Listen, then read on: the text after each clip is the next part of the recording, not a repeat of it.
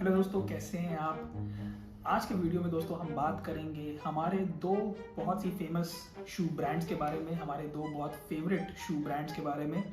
पहला है एडिडास और दूसरा है प्यूमा। दोस्तों, एडिडास और प्यूमा की जो स्टोरी है बहुत इंटरेस्टिंग है, इनकी हिस्ट्री बहुत बड़ी है और इनके जो फैक्ट्स हैं वो भी बहुत इंटरेस्टिंग है। बट एक आपको बहुत ही इंटरेस्टिंग फैक्ट दोनों ब्रांड्स के बारे में बताऊंगा कि दोनों के जो फाउंडर थे, जो ओनर्स थे दोस्तों, दोनों सगे भाई थे।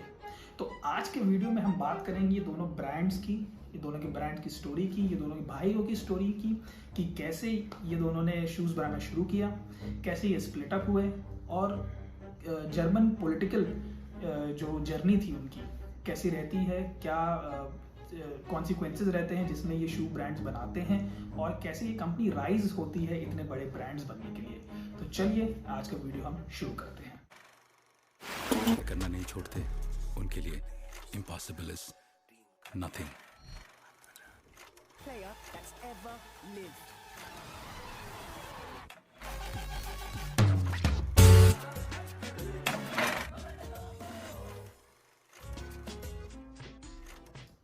दोस्तों, हमारी कहानी शुरू होती है 1919 में, जब एडोल्फ डसलर शूज़ बनाना शुरू करते हैं अपनी मम्मी के घर पे। अब उस वक्त जो एथलीट्स थे वो काफ़ी स्ट्रगल कर रहे थे, क्योंकि उनके जो एथलीट्स के जो स्पाइक्स थे, जो शूज़ थे, वो काफ़ी भारी थे। और एडोल्फ डसलर सोचते हैं कि क्यों ना उस शूज़ का जो साइज़ है और जो वेट है वो थोड़ा कम कर दिया जाए, ताकि जो एथलीट्स है वो अच्छे से दौड़ सके। इसीलिए वो इस शूज़ में एक रेवोल्यूशन लाते हैं और वो बनाते हैं ऐसे शूज़ जिनका जो सोल रहता है वो लेदर और कैनवस से बनता है विद मेटल स्पाइक्स, जिसकी वजह से जो एथलीट्स के जो शूज़ रहते हैं काफ़ी लाइट वेट हो जाते हैं और उनका पैर काफ़ी अच्छे से उठने लग जाता है। स्पाइक्स रहते हैं जिसकी वजह से उनके ग्राउंड में वो स्पाइक अच्छा ग्रिप करता है और वो अच्छा रेजिस्टेंस रहता है ताकि वो दौड़ सके। 1924 में रुडोल्फ डसलर ज्वाइन करते हैं, जो एडोल्फ डसलर के बड़े भाई रहते हैं, और दोनों भाई स्पोर्ट्स ट्रेनर्स और स्पाइक्स एथलीट्स के लिए बनाते हैं। 1927 में दोनों भाई अपनी मम्मी के घर से बाहर मूव आउट करते हैं और वो वहीं जर्मन शहर में एक फैक्ट्री बनाते हैं, जिसका जो फैक्ट्री का नाम रहता है डैसलर ब्रदर शू फैक्ट्री, और गैडा उसका शॉर्ट फॉर्म रहता है गैडा। और गैडा शूज़ के नाम से वो सारे प्रकार के शूज़ बनाना शुरू करते हैं, चाहे वो स्पाइक्स हो, ट्रेनर्स हो या स्पोर्ट शूज़ हो। डैसलर ब्रदर सोचते हैं कि गैडा के जो शूज़ हैं वो उनको अब वर्ल्ड स्टेज में लॉन्च करना है, और वो एक ऐसे एथलीट को चुनते हैं जो उनके वर्ल्ड स्टेज में ये शूज़ को लॉन्च कर सके। तो उस समय जो टेंशन था यूएसए और जर्मनी के बीच में बहुत ज़्यादा था, मगर वो अपनी सारी डील जर्मनी कोई एथलीट में नहीं लगाते हैं और वो लगाते हैं अमेरिका की स्टार एथलीट जेसी ओवेंस पे। सारी डील जेसी ओवेंस पे होती है और 1936 बर्लिन ओलंपिक्स में जेसी ओवेंस 4 गोल्ड मेडल जीतते हैं गैडा के शूज पहन के। एडोल्फ हिटलर का जो प्लान रहता है आरियंस को इंट्रोड्यूस करने का, बताने का पूरी दुनिया को कि जर्मनी के आरियन सबसे अच्छी रेशियल रेस है, वो पूरी तरीके से फ्लॉप हो जाता है, क्योंकि जेसी ओवेंस 4 गोल्ड मेडल जीत जाते हैं और यूएसए सेकंड टू टैली रहता है जर्मनी के 1936 बर्लिन ओलंपिक्स में। और गैडा के शूज पूरी दुनिया में लॉन्च हो जाते हैं और उनका जो सेल्स होता है वो बहुत बढ़ जाता है।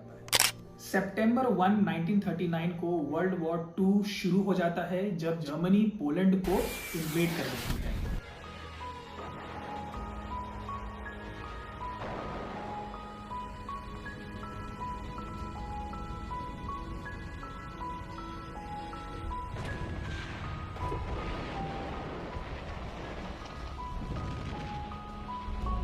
1943 में जो गैडा का ऑपरेशन होता है वो जाता है, उनकी कंपनी बंद हो जाती है और उनके जो वेयर हाउस होता है वो अब यूज होता है एंटी टैंक वेपन्स बनाने के लिए जर्मनी के लिए। उनके जो वर्कफोर्स जो डैसलर ब्रदर्स का रहता है वो यूज होता है एंटी टैंक वेपन्स बनाने के लिए। 1945 में जब वॉर खत्म होती है और यूएस जो एलाइड फोर्सेस का एक पार्ट रहता है वो जब जर्मनी को एनेक्स करता है, और तो उनकी जो कंपनी रहती है, उनकी जो वर्क हाउस रहता है वो डिस्ट्रॉय हो जाता है। 1948 में दोनों ब्रदर्स के बीच में एक लड़ाई हो जाती है बिजनेस में, उनके बिजनेस आइडियाज में, और 1948 में दोनों ब्रदर्स स्प्लिट अप हो जाते हैं। एलाइड फोर्सेस के बारे में बार बार मैं बोल रहा हूँ इस वीडियो में। दोस्तों बता दूं कि एलाइड फोर्सेस क्या थे। एलाइड फोर्सेस एक मिलिट्री कोalition था, मींस 4 कंट्रीज की मिलिट्री पावर साथ में आती है ताकि वो जर्मनी को वर्ल्ड वॉर 2 में हरा सके। तो जो 4 कंट्रीज रहती हैं वो रहती है United kingdom, USA, USSR Soviet union उस टाइम की, और चाइना। ये 4 कंट्रीज साथ में आती है, एक मिलिट्री कोalition बनाती है और जर्मनी को एनेक्स करती है उस टाइम, और वर्ल्ड वॉर 2 जीतती, मींस हिटलर को वो लोग हराते हैं वर्ल्ड वॉर 2 में। 1948 और 1940 में एडोल्फ डसलर एक अपनी कंपनी का नया नेम स्टैब्लिश करते हैं और उस कंपनी का नाम रहता है एडिडास। एडोल्फ के एडी और डसलर के DAS को लेके वो एक कंपनी बनाते हैं एडिडास। सेम रुडोल्फ डसलर भी करते हैं और वो एक कंपनी बनाते हैं रूडा, रुडोल्फ का RU और डसलर का DA, मगर वो कंपनी का नाम उतना ज़्यादा चर्चित नहीं होता, उतना ज़्यादा चलता नहीं है, और इसलिए वो रूडा को रीनेम करके बनाते हैं प्यूमा। पोस्ट वॉर प्यूमा एक रेवोल्यूशन लाता है फुटबॉल बूट्स में, और वो बनाता है सुपर एटम फुटबॉल बूट्स, जो कि बहुत ही लाइट वेट रहता है। और पोस्ट वॉर की जो फर्स्ट जर्मनी टीम रहती है, जो वेस्ट जर्मनी टीम रहती है, उसको प्यूमा स्पॉन्सर करता है अपने सुपर एटम शूज को, और पोस्ट वॉर गोल स्कोर करते हैं, जो कि बहुत ही पेट्रियोटिक मोमेंट रहता है पूरी जर्मनी के लिए। अब उसके बाद प्यूमा और एडिडास काफ़ी सारे स्पॉन्सरशिप डील्स करता है बहुत सारे बड़े बड़े स्टार्स के साथ फॉर 30 ईयर्स। लाइक 1952 के समर ओलंपिक्स में प्यूमा स्पॉन्सर करता है 1500 मीटर्स के रेसर जोसी बार्थेल को, जो कि जर्मनी से थे, और वो भी उनके लिए फर्स्ट गोल्ड मेडल जीतते हैं, फर्स्ट प्यूमा का जो गोल्ड मेडल रहता है। फिर प्यूमा स्पॉन्सर करता है 1960 के समर ओलंपिक्स में आर्विन हैरी को, इनकी भी एक अलग स्टोरी है। 1968 के मेक्सिको समर ओलंपिक्स में प्यूमा स्पॉन्सर करता है 2 अफ्रीकन अमेरिकन रेसर्स को, टॉमी स्मिथ और जॉन कार्लोस, जिनकी एक और स्टोरी है जो कि मैं अगले वीडियो में बताऊंगा। तो प्यूमा इनको स्पॉन्सर करता है। वो भी स्पॉन्सर करते हैं तब के बहुत बड़े बॉक्सिंग स्टार मोहम्मद अली को एडिडास स्पॉन्सर करता है।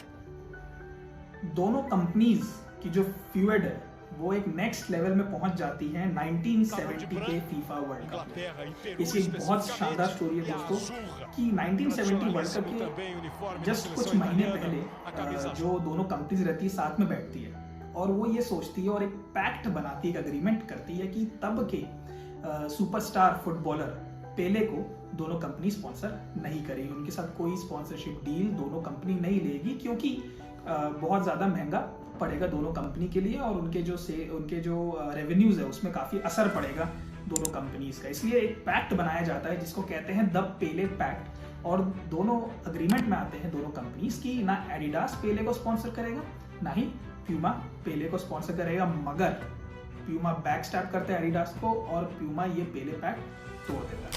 अपनी सेल्स को बढ़ाने के लिए प्यूमा कंपनी एक आइडिया के साथ आती है कि पेले जो उस टाइम प्यूमा के साथ स्पॉन्सरशिप डील में आ चुके थे, वो एक आइडिया लाता है कि उनका जो क्वार्टर फाइनल मैच रहता है पेरू के साथ, उस मैच में पेले रेफरी को कुछ बोलेंगे और रेफरी मैच को रोकेंगे और उनको अपने शूज बांधने हैं इस मैच में। तो ऐसे ही होता है और पेले जस्ट मैच के स्टार्ट होने से पहले रेफरी को बोलते हैं कि उनको अपने शूज के लेस को टाई करना है, और वो शूज के लेस टाई करने रह जाते हैं ग्राउंड में।